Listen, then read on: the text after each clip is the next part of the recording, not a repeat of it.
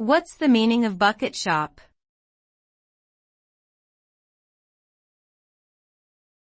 Bucket shop.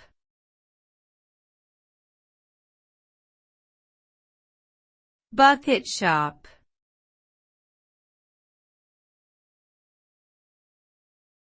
Bucket shop.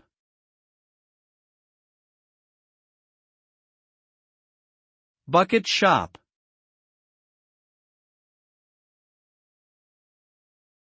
The term bucket shop refers to a fraudulent, unregulated brokerage firm that engages in illegal activities such as taking speculative positions against their clients, manipulating stock prices, and misrepresenting investment opportunities.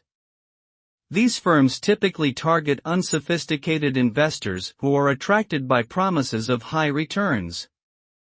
However, the actual result is that these investors are usually left with significant losses as a result of the bucket shop's deceptive practices.